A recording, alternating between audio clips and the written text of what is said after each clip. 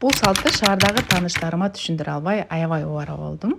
Менимче бул салт биздин Аксы элинде эле жакшы тараган окшойт. Бизде чоң той болгондо, үй той, кыз той, уул той болгондо тойго чакырган тойдун ээси келген конокторду бир аз сыйлап туруп, андан кийин өзүнчө жамааты менен башка үйлөргө конокко бөлөт да. Бизде конокко берилди же болбосо соорунга бөлүндү деп дагы айтып коюшат. Ал эми конокто кабыл алган үй бүлө ушинтип дасторкону жакшынакай кылып жасап, бир кой союп, келген конокторду сыйлайт. Көбүнчө ошол бир койго ылайыкташтырылган эле коноктор берилет. Эгерде коноктор алыстан келген болсо, алар ошол үйдө жатып дагы калышы мүмкүн. Бизге кудалар бөлүнгөн экен.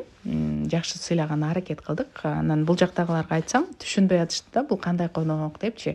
Көбү түштөндүрүүбү деп жатты. Бирок түштөндүрүүдө деген бир эле адамдарга кайра койлорду алып кирип сыйлашат го. Бирок бул жерде деген андай эмес да. Ошол ар бир жамаат, ошо тойго канча адам келсе, ошолорду өзүнчө көңүл бөлгөнү, баягы тойдун ээси ошончо адамга көңүл бөлгөнү жетишпей калат. Ошондуктан өзүнчө үйлөргө бөлүп коет дагы, жакшы сыйлаганына мүмкүнчүлүк болот. Андан сырткары көптөн бери көрүшпөгөн тааныш туугандар башка үйдө өзүнчө кенен сүйлөшүп алганында жакшы мүмкүнчүлүк. Сиздерде да ушундай салт барбы? Болсо кандай аталат? Комментарийге жазып бөлүшүп койсоңор болот.